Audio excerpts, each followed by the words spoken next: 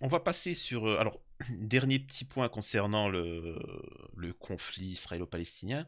Est-ce que c'est pas un peu hypocrite, quoi qu'il arrive, pour la France, l'Angleterre, les USA, de alors bon, c'est normal que c'est le rôle aussi, mais c'est pas un peu hypocrite de condamner ou pas, les bombardements, les Ah dérives, mais, alors qu'il y a attendez, eu la Libye, l'Afghanistan, non l'Arménie? mais je veux dire, c'est tout le problème, je suis bien d'accord. Je veux dire et puis aller plus loin, hein, je veux dire, qui s'indigne de l'Arabie Saoudite qui bombarde le Yémen, hein?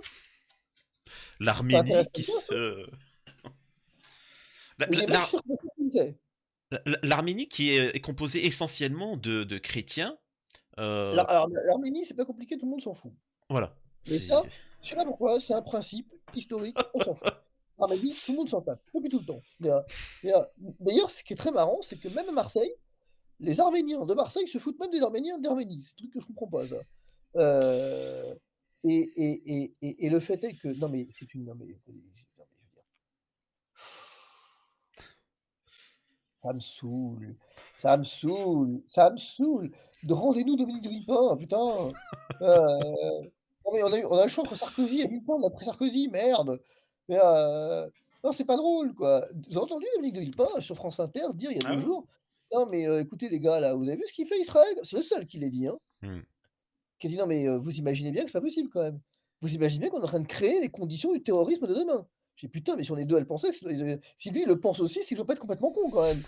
Heu qui quand même dit: «Tant qu'il y aura pas de 2 États, on n'aura pas la paix, hein». Il a dit la même chose que moi. Finalement le bon sens, mais je pourrais être ministre des Affaires étrangères. Heu, D'ailleurs, c'est qui le ministre des Affaires étrangères? Ouh là! Vous savez?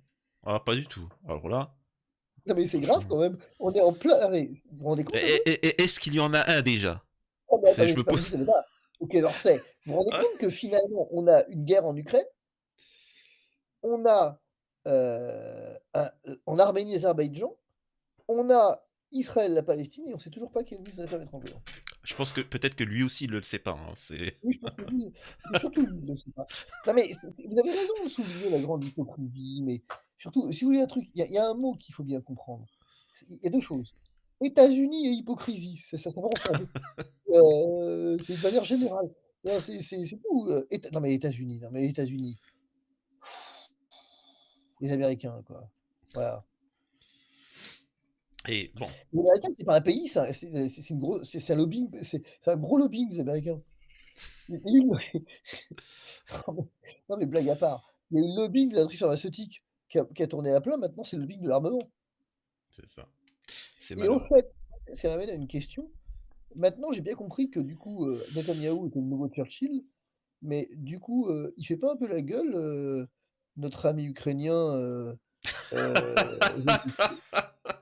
Zelensky le pauvre! Ah! non mais c'est vrai, c'est pas cool quoi, c'est pas sympa pour lui. Non, Plus personne s'intéresse à lui. heu, ouais, non, mais c'est bon, Vous c'est avez vu fini. qu'Israël non mais alors ça c'est pas gentil. Israël a reçu Poutine, mais a refusé de recevoir Zelensky. Ah, c'est Mais c'est pas grave, particulier. pendant ce temps-là, on continue d'injecter des milliards dans l'Ukraine. Bah, moi, je pense que ce qui va se passer, ces conflits-là, surtout, ben, ce qui se passe en Palestine, je pense que ça va être une bonne opportunité pour certains pour, avancer leurs pions. C'est-à-dire, bon, ce qui se passe en Ukraine, ce qui se passe, en Arménie et je Bien, pense même que Taïwan, disons que si demain, la Chine devait, s'occuper du cas taïwanais, bah, on n'a plus les moyens, on n'a plus rien parce que c'est une catastrophe, hein, l'Occident s'est effondré. Je si vous voulez que je vous dise ce qui va se passer en Palestine? Rien. Israël va continuer de faire l'Israël, elle va grignoter un peu. Là, bon, elle va balancer quelques bombes pendant 2 semaines. Après, la communauté internationale, va commencer à lui dire: «Calme-toi parce que sinon le Qatar va vraiment nous couper le gaz et ça va nous foutre dans la merde». Heu, on n'a pas forcément on t'aime bien, Benyamin, mais on n'a pas forcément envie d'avoir une guerre mondiale sur le dos, d'accord? Heu et puis finalement, la bande de Gaza restera la bande de Gaza et puis il va continuer à y avoir des attentats à droite et à gauche et puis on va recommencer dans 10 ans et rien n'aura avancé parce que comme de toute façon on veut pas État palestinien, tant qu'il y aura pas État palestinien, on n'aura pas avancé. c'est ça, c'est ça. Alors là, on va commencer à arriver petit à petit en transition sur, la politique, française, et cetera. Hem, vous avez vu, cette femme qui a dit que la paix soit sur vous, salam aleykoum, et qui s'est fait arrêter par la police, en disant que on ne sait jamais, et moi ça me pose 2 questions. Est-ce que tous les gens qui sont fichés, enfin, je sais pas comment dire ça. Alors moi je n'y crois pas aux fichiers S, hein. Moi je suis quelqu'un qui n'y croit pas, je pense que on est tous fichés. Je pense que n'importe qui a un discours, opposant, et quand je dis opposé, je parle des Certains le écoles. sont plus que d'autres quand même. Moi je pense que voilà, je pense qu'il y a une dérive. Et aussi j'ai une question, souvent, et vraiment là je pose vraiment cette question, c'est quoi? Parce qu'on veut lutter contre l'islamisme.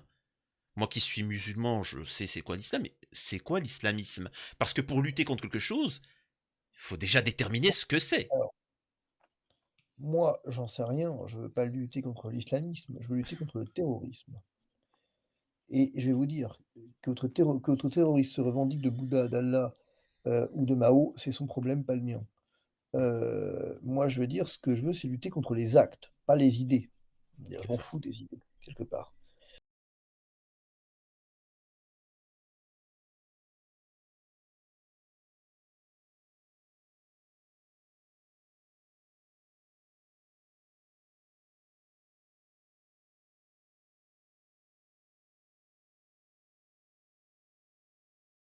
Donc moi, les idées et même leur expression, j'ai envie de dire, c'est une chose. Ce qui pose un problème, c'est le passage à l'acte. Maintenant, je n'ai pas la réponse à votre question de ce qu'est l'islamisme, je n'ai pas la réponse.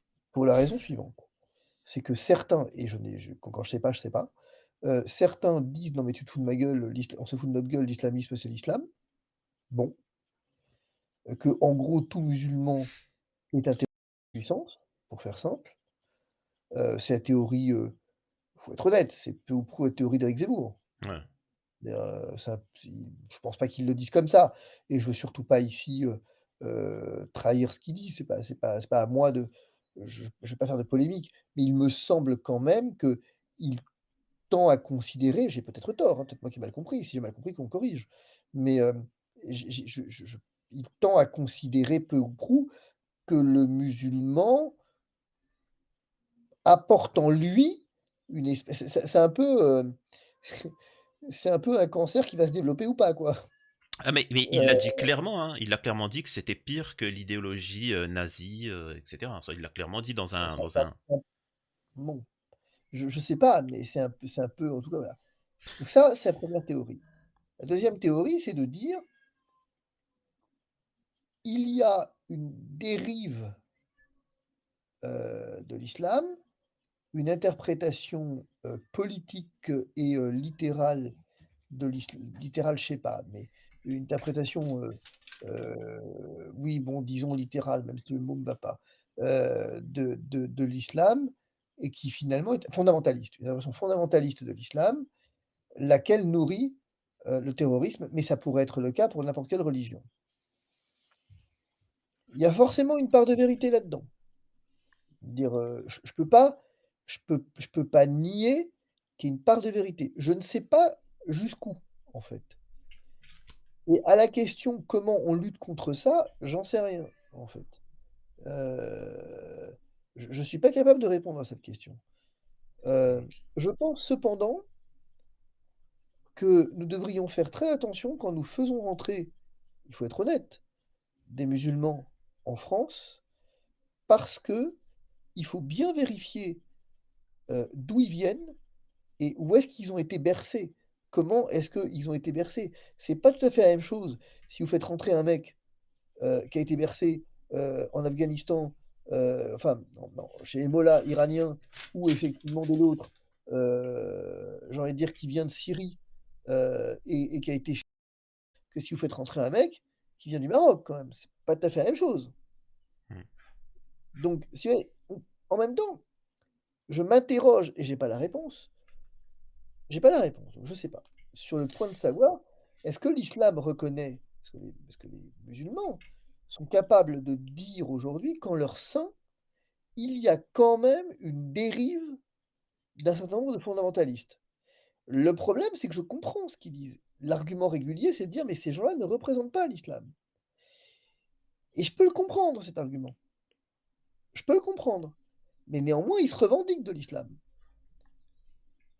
A Mais en alors même temps Alors ça, c'est une problématique, qui est depuis le début, de l'islam, hein. Ça, c'est, pour ceux qui connaissent l'histoire, de même, à l'époque du prophète, c'est ce qu'on appelle les khawarij, les tekfiris. Ce sont des gens d'ailleurs même il y a des récits prophétiques. Le prophète dit bien que c'est une communauté qui, quand d'ailleurs vous les verrez pratiquer, vous feront honte. Ils seront tellement, à fond que limite, vous auriez l'impression que vous êtes, et pourtant, ces gens-là ne font pas partie de l'islam et ce sont des radicalistes, hein, et depuis le début, il y a des radicaux et et voilà, c'est quelque chose et dans les pays musulmans, regardez ce qui s'est passé aussi en Algérie au bout d'un moment, tu as des radicalistes, et voilà et le problème, c'est que voilà, il faut lutter contre et de manière efficace et pas excusez-moi de dire ça, mais pas, non plus blablater, comme ce qu'on fait en Europe face à ces gens-là. C'est quand même fou qu'on veuille faire revenir des gens qui sont partis en Syrie, fout ah fe oui, fe et on se dem et on me dem et on après on nous saute dessus, nous musulmans, en nous disant: «Oui, mais vous» mais chopez-les, je sais pas, condamnez-les, on s'en fiche, mais c'est quand même fou. On doit répondre de ça? C'est pas enfin, c'est moi, parce que je sais pa pas. parce C'est-à-dire qu'on veut qu'en pas fait, les laisser on veut pas les laisser dans les pays musulmans, parce que dans les pays musulmans, ils seraient condamnés à mort. C'est quand même fou et oui, c'est c'est pour ça pas qu'il faut les faux. rapatrier. C'est fou, hein? C'est pas faux. Moi, ce que enfin, je sais pas. Moi, je sais pas. Moi, je l'ai déjà dit. Alors, c'est très compliqué pour moi parce que en fait, moi, je m'attire des emmerdes partout, donc c'est vraiment c'est mais moi, j'ai déjà dit et en fait, je l'ai dit dans un congrès, quand j'étais invité chez les patriotes, j'avais dit que pour moi, l'islam était une chance pour la France. Autant dire que ça a pas été compris tout de suite, quoi. Heu j'avais dit: «Moi, je pense que l'islam est le réveil de la France chrétienne Ouais, et que nous, on passe notre temps à nous excuser d'exister, à c'est vrai. s'excuser d'exister. Les musulmans ont pas ce problème et bah, tant mieux, quelque part. Moi, je suis pas sûr, je suis pas sûr que le problème soit les musulmans. J'ai tendance à penser que le problème, c'est plutôt les chrétiens, mais bon, qui refusent d'assumer ce qu'ils sont. Après derrière, il y a aussi quand même des centaines d'années de lutte contre le catholicisme en France, en tout cas d'une certaine manière. Moi, par exemple, au lycée, moi qui étais musulman croyant, bon, j'avais aucune gêne d'en parler et j'avais un ami qui était catholique et qui me le il s'exprimait avec moi, mais en chuchotant. Il avait peur de montrer sa foi, de dire Ouais, bien ce qui est sûr, bien fou. sûr. C'est et incroyable alors qu'on est en France, hein. Oui, mais c'est parce que ouais, mais c'est compliqué, c'est une question très compliquée ça. Non, moi, ce qui me perturbe là en ce moment, c'est compliqué pour moi. J'ai tendance à penser que tout le monde mélange tout. C'est-à-dire que j'entends, des gens proches, d'Éric Zemmour, proches de Marine Le Pen à certains égards, dire: vous ne comprenez pas que Israël lutte comme nous ou pour nous contre l'islamisme». D'abord, je pensais que c'était Zelensky le sauveur, moi. Donc maintenant, il y a 2 semaines, on nous disait la même chose de Zelensky. Bon, maintenant, il s'avère que c'est d'ailleurs, ils ne l'ont pas accepté, ces gens-là, de Zelensky. Ils Mmh. l'acceptent d'Israël. Mais il y a encore des gens qui pensent vraiment qu'Israël lutte contre l'islamisme. Israël s'en bat la cacahuète de l'islamisme. Non, mais je veux dire, non, mais c'est assez objectif, je veux dire, on s'en fout, en fait. Mmh. Évidemment que quand ils se prennent une bombe sur la gueule, ils luttent contre le terrorisme, on est tous d'accord. Mmh. Néanmoins, il faut qu'on arrête de penser que ce qui se passe au Proche-Orient a un intérêt quelconque pour nous. C'est faux. C'est radicalement faux et je suis très étonné de considérer non mais attends, tu vois, ils vont nous débarrasser du terrorisme. Parce qu'ensuite après là, ce qui s'est passé en Israël là, avec le Hamas, nous, c'est ce qui va se passer chez nous, hein. Ça me semble Ah, un mais mélange des 2 un peu, ouais, douteux. c'est assez particulier. Alors, là, les questions que je vais poser, c'est plus sur la situation en France, la politique, même si parfois ça reprend un petit peu de l'actualité. Est-ce que vous avez vu le débat, surtout que vous avez été souvent sur TPMP, est-ce que vous avez vu le débat sur TPMP où il y a Karim Zeribi qui est venu pour appeler à la paix, expliquer qui condamnait le Hamas, et il a rappelé le droit international, et nous avons eu R. Sheraltin Maillet qui l'a sommé de se justifier sur la position iranienne, etc. Euh, Qu'est-ce que vous pouvez nous dire par rapport à cette, à cette situation où on nous somme. Je peux pas dire grand-chose parce que alors sur TPMP en particulier, parce que je regarde pas TPMP. Ensuite effectivement, moi j'ai fait mon temps, maintenant, je passe à autre chose. Ensuite, heu,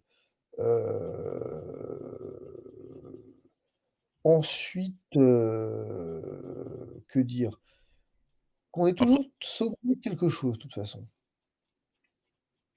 On était sommé d'être ukrainien et de jouer avec les drapeaux et de faire un bisou à Zelensky, se prosterner devant Zelensky, bah, maintenant on est sommé, d'être horrifié par, enfin je veux dire, moi j'ai aucune envie de me enfin, j'ai aucune envie de me justifier, en disant: «Oh là là, les Israéliens, les pauvres», ce qui est vrai d'ailleurs, honnêtement, ce qui leur arrive est terrible. Je pense à ces familles endeuillées, c'est horrible. Mais c'est bon, ça y est, on a compris. c'est ça. Je veux dire, est-ce que, là, il y a eu des morts, hem, en République démocratique du Congo, là, il y a quelques jours, est-ce que quelqu'un s'en fout? Pourquoi? Non, mais je veux dire, Bah, excusez-moi, mais c'était la question suivante, j'allais vous dire, réellement, vraiment, hein, honnêtement, tout le monde s'en fiche en soi, façon de parler, quand on en parle de la situation en soi. mais évidemment que tout le monde s'en fout, c'est une évidence. Je sais pas très bien expliquer pourquoi, alors d'aucuns disent: «Ouais, mais parce qu'Israël, tu comprends, c'est les Juifs». Je sais pas, ça fait vachement antisémite de dire ça quand même, mais c'est pas du tout ce que je pense. Enfin non, je pense pas d'ailleurs, je m'en fous. Mais c'est toujours le même problème, vous avez enfin non, alors et puis pour revenir de nouveau à TPMP, j'aime beaucoup Cyril et je m'en suis jamais caché. Mais si j'osais et j'ose pas parce que c'est son problème, c'est pas le mien et que j'ai pas de rapport suffisamment, proche avec lui pour pouvoir lui dire ça, mais je dirais: «Tu veux pas nous lâcher 2 minutes avec la France insoumise là? Tous les soirs, faut que tu me fasses une tirade sur la France insoumise. Ça y est, on a compris que tu les aimais pas, c'est bon, tu es pas obligé non plus d'instrumentaliser tout ce qui passe pour régler tes comptes avec la France insoumise». Bah, je pense qu'encore une fois, et je l'avais déjà dit même dans l'autre interview, je pense que Cyril est quand même un peu mal entouré. C'est quelqu'un qui a qui est entier, et je pense qu'il est mal entouré parce que quelqu'un pourrait lui dire justement, t'en fais trop, t'en fais vraiment Non, trop. Mais bon, non, non, ouais. non, personne peut dire ça à Cyril. Ah bon? Waouh. Non, Bon. non, non, personne. Euh, Non, non, je vous assure.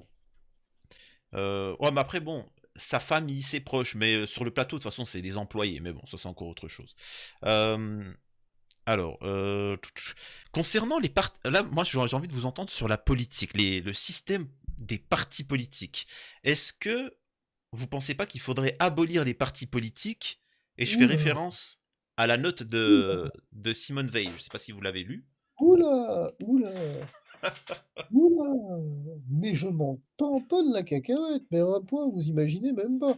Et puis qu'est-ce que ce serait chiant sans parti politique, vous imaginez un peu de quoi on parlerait? Non mais vous rigolez ou quoi? Où passerait notre argent s'il servirait pas à financer les partis politiques? Il manquerait plus que ça. Je veux dire et qu'est-ce que feraient les juges s'ils s'occupaient pas du détournement de fonds publics des partis politiques? Non mais ça va pas, vous allez tout mettre du monde au boulot là. J'ai un truc très drôle d'ailleurs, parce que quand vous me parlez, je viens de mon truc, j'ai un truc qui vient de tomber qui est très drôle, où j'ai un type, je dirais pas qui évidemment, un élu, qui vient de m'écrire en me disant: «Dis donc, coucou, est-ce que tu veux me représenter? J'ai été mis en examen pour abus de confiance». Euh, non, mais bah, en fait, c'est un peu ce qu'avait dit Simone Veil sur sa note sur la suppression des partis politiques, disant qu'en fait, c'est devenu des, des sectes. C'est-à-dire que ces partis, c'est. Non mais mais bon, moi je sais pas. Vous savez, pour l'anecdote, Florian Philippot m'en veut beaucoup à cause d'un truc de fou où, en en juillet 2021, au moment des grandes manifs qu'il organisait, j'avais pas compris que j'étais sa première partie, en fait. J'avais pas compris qu'on était dans un concert et que c'était première partie et qu'il y avait plein d'intervenants avant lui, mais moi j'étais passé juste avant lui. C'était vraiment sa première partie, quoi. J'étais le moins mauvais de tous donc bon et et et là et là je monte sur le podium et tout le monde commence à m'applaudir. Mais moi j'ai pas compris que c'est moi qu'ils applaudissaient, en fait. Heu et du coup je réalise au bout d'un moment, je me mets à rire et je leur dis: «C'est moi que vous applaudissez? Mais vous êtes tous complètement malades, en fait». Il y avait 100 000 personnes quand même, hein. Et je leur dis: «Mais vous êtes complètement dingos, on n'est pas dans une secte. Il y a pas de gourou ici». Je dis: «Mais attends, méfiez-vous, n'applaudissez pas des mecs qui arrivent sur un podium et qui parlent bien, vous êtes des malades». Bah, en fait, j'avais pas compris qu'ensuite, effectivement, il y a Florian Philippot qui passait derrière moi. Heu, Je dis: «Ah mais» et c'est pareil quand on est allé au alors ça, c'est très c'est pas très sympa, mais autant que tant qu'à faire, au point où on en est. je suis donc j'ai soutenu Nicolas Dupont-Aignan, que j'aime beaucoup à côté de ça. Bon, le mec, bon, il a fait 2 quoi. Heu et on savait qu'il ferait 2 et donc il y avait une salle où on se serait cru dans Rocky, quoi. Heu, avec des mecs qui agitaient leur drapeau en train en train puis l'autre qui prend et il court au milieu en train de saluer tout le monde. Mais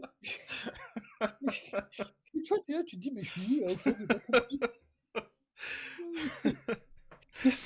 Mais alors il avait une estrade centrale et qui court dans un sens, puis il monte sur le podium, puis poum, il repart dans l'autre sens. Mais et là, tu te dis: «Mais j'ai pas compris». Et puis non, ça va pas être possible, en fait. Je ça va pas être possible. En tout Mais, cas, moi j'invite vraiment tout le monde à lire la note sur la suppression des partis politiques de Simone Veil, qui, vu qu'elle en faisait partie, qui explique au bout d'un moment que c'est en fait c'est sectaire, que le parti cherche juste à grossir et c'est tout, et que les AD en fait c'est vraiment une note qui est magnifique à lire. Euh, on va partir sur la suite. C'est d'abord il y a quelque chose d'intéressant. Alors juste avant, l'article 2 des droits de l'homme, qui explique que le but de toute association politique, c'est la conservation des droits naturels et imprescriptibles de l'homme. Ces droits sont la liberté, ce qui est étonnant parce que on a pu voir récemment au niveau du pass sanitaire ce qu'il en était, la propriété, on voit que petit à petit c'est en train d'être grignoté, la sûreté, bon, il n'y a plus de sûreté en France, et la résistance à l'oppression. On voit bien qu'on n'a plus de on ne peut plus vraiment, quand on essaie de s'opposer au système, au gouvernement, malgré les recours, malgré les... je connais plus le dernier recours au niveau des droits. En fait, il n'y a rien, il n'y a plus d'opposition. On n'a plus le droit à résister face au système. Et c'est intéressant, je voulais juste le mentionner. Article des droits de l'homme, numéro 2, article 2. Voilà. Enfin bref, là, c'était pas vraiment une question, hein, c'était juste une pensée. C'est quoi moi, j'aimerais parler de deux choses. C'est est-ce qu'il ne faudrait pas condamner l'amalgame entre l'immigration illégale et l'immigration légale. Et aussi la question, c'est quoi être français? Parce que moi, quand je critique l'immigration, je suis pour, à l'heure actuelle, une immigration, comment on dit, enfin, zéro. Et tu as des gens qui me tombent dessus en me disant, oui, mais ton père est venu. Je dis, mon père, il est venu à la demande de la France pour une tâche spécifique. C'était une autre époque. Il était invité pour travailler. C'était une autre époque. Il ne faut pas comparer ça avec quelqu'un qui fraude. Demain, j'ai un ami, je le fais dormir à la maison, c'est pas la même chose que Rodriguez qui vient et qui pète ma serrure et qui s'installe. Et j'ai l'impression que dans les médias, volontairement, on fait un amalgame. Et faut aussi, on a du mal à définir ce que c'est être français. Certains me disent: «Il faut aimer la France». Je peux te dire qu'en Afrique, il y en a beaucoup qui aiment la France, hein, c'est pas pour ça qu'ils vont devenir français.